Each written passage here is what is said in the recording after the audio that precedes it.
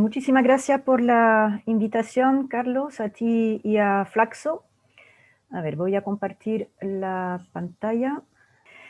Bueno, la idea de esta presentación es, bueno, van a ver que en términos de las mediciones retomo algunos de los elementos planteados por María Paz, pero voy a enfocar esta presentación en dimensiones objetivas, pero también en dimensiones subjetivas.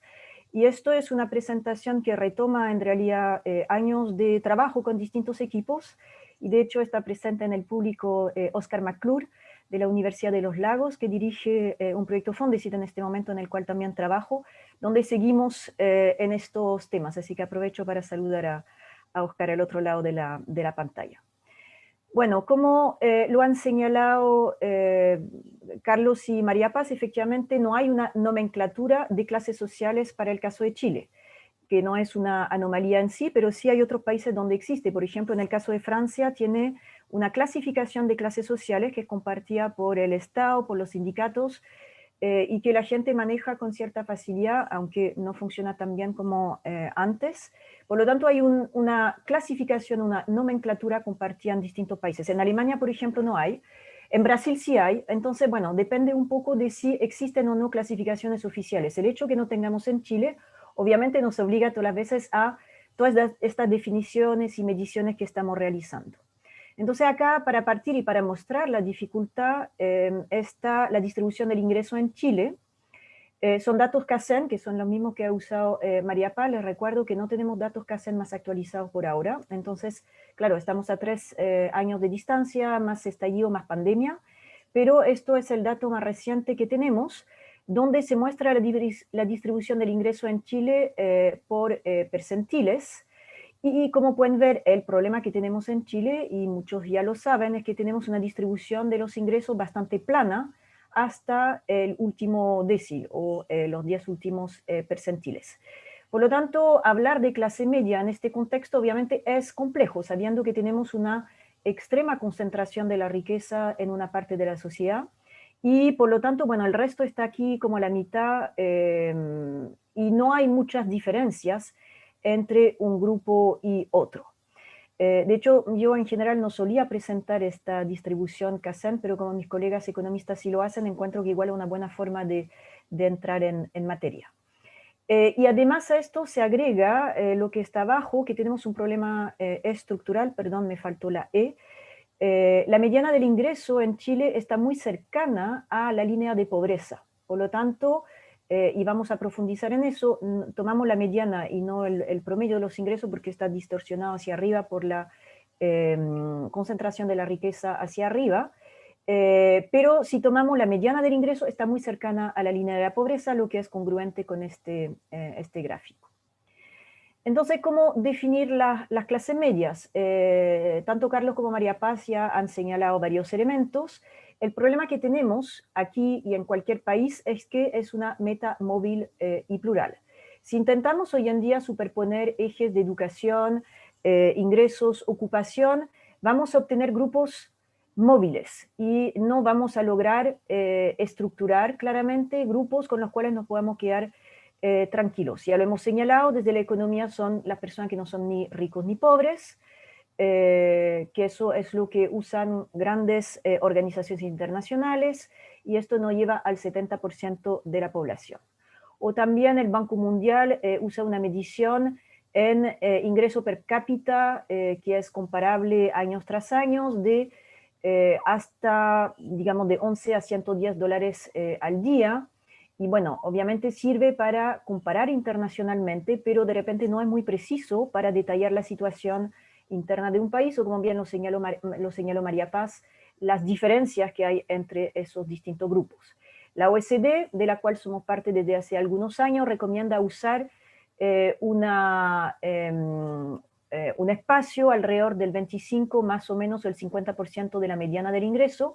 El problema es que para Chile, como lo señalé, como la mediana del ingreso es baja, en realidad abarca un conjunto de grupos que son ultra vulnerables y por lo tanto no corresponde mucho a lo que puede haber de medición en países OECD que son ricos, donde la mediana del ingreso es mucho más alta y, por ejemplo, más cercana a 1.000 euros. Y también desde la economía se suele usar los deciles de ingreso, y ahí, de nuevo, es decisión de los investigadores o de los equipos, si es desde el decil 3 hasta el 8, del 7 al 4, hay variaciones, ¿ya? A ver, no sé por qué no se ve el esquema del marketing, ¿lo ven ustedes o no? Porque hay barras a la derecha que yo no las veo por una razón extraña. Ya, bueno, el marketing es una de las herramientas que se usa mucho y que particularmente en el caso de Brasil también funciona, la han adoptado como medición en general. Y esa es muy conocida en Chile, ¿no? El famoso ABC1, D, E y E. El tema es que mucha gente sabe que parte del ABC1, se usa mucho, por ejemplo, en los medios de comunicación, que es de la Asociación Internacional de Marketing, pero pocos saben que termina en el E, que es la pobreza. Bueno, ahí al final no sé si se ve o no se ve, pero según si uno integra el grupo D, que no son los pobres, o sea, que es el grupo que colinda con la pobreza, o si no lo integra, uno tiene una variación muy significativa del número de personas o de hogares que integran ese grupo. Entonces, bueno, está ahí el esquema. Si uno integra, si uno toma solamente el C1, que es la clase media alta, perdón, el B, el C1, el C2, el C3, ahí tenemos 42,4% de la población en Chile. Si uno agrega el D, que es ese grupo que colinda con los pobres, llegamos al 78% de la población. Nosotros en sociología usamos más bien una medición basada en la ocupación. No les voy a dar la lata con el detalle de cómo se calcula porque es largo y complejo, pero es un esquema internacional que funciona bien a nivel de comparación internacional, que lo hemos también homologado entre distintos países de América Latina a partir de encuestas que se hicieron al final de la década antepasada, alrededor del 2009 hasta el 2012 en varios países de América Latina. Ahora estamos haciendo comparaciones con Europa, y es un esquema basado en la ocupación porque consideramos que es una variable que resiste mejor, por ejemplo, a shocks internos o externos como los que tenemos ahora. Obviamente que los ingresos ahora están bajando para las familias, pero en general la ocupación, si bien uno puede perder el empleo, sigue siendo la misma. Una persona se va a seguir definiendo como chofer de micro o como médico cirujano, a pesar de las variaciones que puede haber en los ingresos. Y según las mediciones que hemos hecho para el caso de Chile, los distintos grupos de clase media representan entre un 30 y un 45% de la población. Bueno, eso voy a pasar muy rápido porque es lo que presentó María Paz desde Libertad y Desarrollo. Y el tema, y es lo que planteamos también desde la sociología, es cómo esto se vive desde lo subjetivo.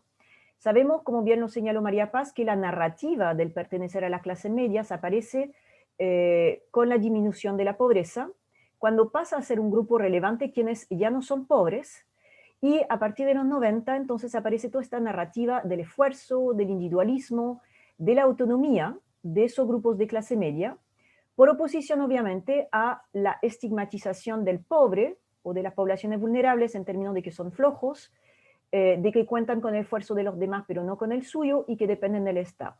Les recuerdo que en Chile hay una muy fuerte estigmatización, particularmente en los sectores vulnerables y la clase media baja, de los sectores más pobres, ¿no? Como los asistidos, los que no ponen de su parte y que se aprovechan del esfuerzo de los demás. Esa narrativa del esfuerzo, del individualismo y la autonomía, en realidad nosotros, bueno, la hemos estudiado años con metodologías cualitativas, en particular con Oscar McClure, pero también con otros integrantes de nuestros equipos. Esta narrativa del esfuerzo también la encontramos en los grupos pobres, ¿ya? Y esta narrativa del esfuerzo la encontramos igual en los sectores de élite, que de repente son como los más propensos a decir, a ver, pero yo, claro, vengo con cierta facilidad, pero he tenido que trabajar el doble para probar que mi trayectoria no es solamente herencia. Entonces, en realidad es como bien transversal, pero si tuviéramos que identificar los grupos medios, por lo menos en términos de el relato social, están ahí sus principales valores.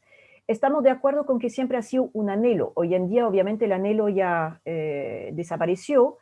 El anhelo que hay detrás de esto, como también bien nos señala Katia Araujo, es vivir tranquilo, tener la casa pagada, el auto y los hijos que van a poder estudiar en buenas condiciones. Siempre ha sido como una especie de representación social y eso es bastante universal, esa idea de pertenecer a la clase media como ya estar tranquilo, que de alguna forma es un anhelo que hoy en día tiene aún más valor debido a las dificultades que han enfrentado muchas de esas familias desde hace un tiempo. Siempre ha sido más fuerte el miedo a resbalar, que es una serie de columnas que yo escribí para CIPER en el 2017 en base a lo que es ser clase media. Siempre ha habido más miedo a resbalar que creencia en la posibilidad de un ascenso consolidado o pasar a una clase media acomodada. Nosotros con el equipo siempre hemos buscado esa famosa clase media aspiracional de la cual se hablaba tanto en los años 90. La verdad que es una especie como de fantasma social, ¿no? Que nunca existió demasiado. El mayor susto siempre fue a perder lo poco que se había logrado acumular en términos del salir de la pobreza, mejorar un poco los ingresos, pero el miedo a resbalar siempre ha sido un elemento de los relatos de estos sectores de manera muy fuerte y solo empezó a desaparecer en la clase media más alta.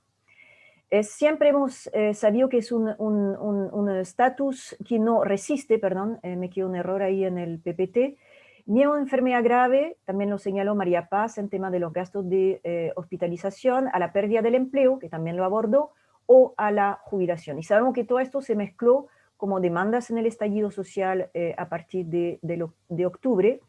Y quizás el tema que tenemos para el caso de Chile desde lo subjetivo es que nunca había una narrativa que defina claramente la identidad de clase media o las identidades de clase media, más allá de la autonarrativa que tienen las familias. Sabemos que hay tanta confusión como que el presidente de la República, Sebastián Piñera, se declaró de clase media en una época, ¿no? O que Andrónico Luksic señaló que la clase media tiene una casita, una residencia secundaria en la playa, o viaja en el extranjero, que podría ser el caso de una clase media mucho más acomodada, pero no del grueso de la clase media. Quizá hubo narrativas en algún momento, pero muchas venían de la publicidad como Faundes, ¿no? En los años 90, ¿se acuerdan de la publicidad de Movistar? De un maestro chasquilla que está en un ascensor con un conjunto de ejecutivos y se siente como parte de esa clase media porque es el mito también del autoempresariado. Posteriormente, esta idea como de una clase media emergente o aspiracional tiende a diluirse. Bueno, con nuestro equipo y con Oscar en particular, hace muchos años que estamos interesados no solamente en las clasificaciones expertas u objetivas, sino que en las autoclasificaciones, cómo las personas se perciben en la sociedad. Y uno de los primeros ejercicios que hicimos alrededor del 2012 fue donde preguntamos a personas en base a una serie de viñetas que representan la sociedad, un conjunto de viñetas que es un juego de naipes, cómo clasificaban a los demás. Y como pueden ver acá, las clasificaciones ya en ese momento no tenían que ver con clasificaciones de clases sociales, que por lo demás en Chile tiene como un tinte marxista que durante mucho tiempo no fue muy bienvenido, hablar de clase obrera, clase alta. Bueno, hoy en día hay más facilidad para hablar de eso, pero cuando preguntábamos a la gente desde sus propias clasificaciones, lo que llamamos acá clasificaciones ordinarias, que no tienen ninguna sustancia peyorativa, muy al contrario, para rescatar cómo la gente ve la sociedad. Como pueden ver, por ejemplo, hay clasificaciones muy interesantes, ¿no? Por ejemplo, como se describe, bueno, ahí a la izquierda está en la clasificación que usamos desde la ocupación, que es esa clasificación internacional que les hablaba de Erickson, Goldfop y Portocarrero, que es la abreviatura EGP. La clase de servicio, la clase alta, se describe como oro, plata, cobre y plomo.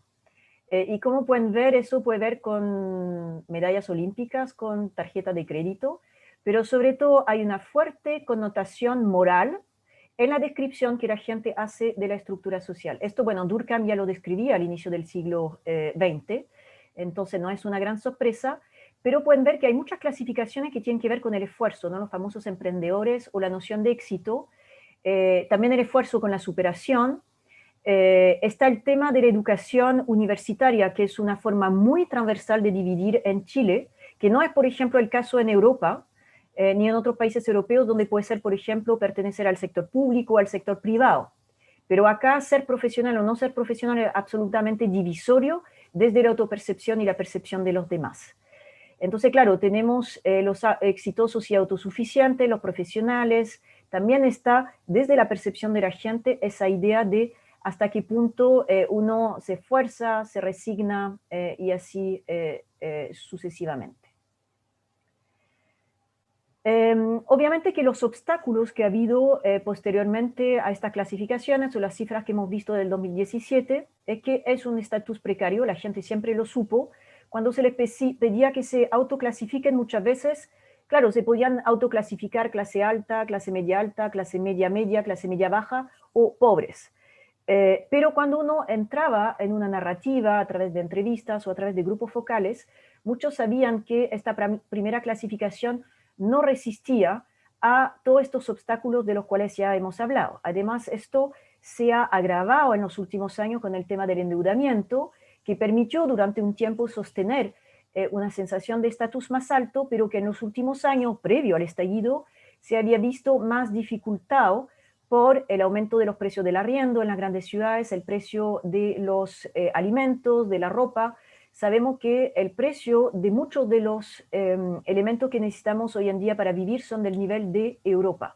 Por lo tanto, la bicicleta del endeudamiento se había vuelto más difíciles en los últimos años para muchas familias, lo que se acopló con la erosión de la narrativa de la meritocracia, fundamentalmente a partir de los escándalos de 2015, donde empieza a surgir una narrativa en contra de la élite. Cuando trabajamos nosotros sobre esto inicialmente, hace 10 años, la gente de sectores más bajos o clase media no identificaba a la élite o no le hacía problema. No le hacía problema que hubiera gente con mucha riqueza acumulada. Lo que le hacía problema es cómo la hubiera acumulado. Pero en los últimos años empieza a aparecer una crítica en contra de la élite y la hemos visto en los últimos años. Todas las veces que se nombra un gabinete, eso pasó para el gobierno, el segundo gobierno de Bachelet y el segundo gobierno de Piñera, de una crítica a la forma en que miembros de la élite llegan a ciertos puestos a los cuales aspira la nueva juventud de clase media formada en universidades, pero ve que estos puestos son ocupados por jóvenes de la élite.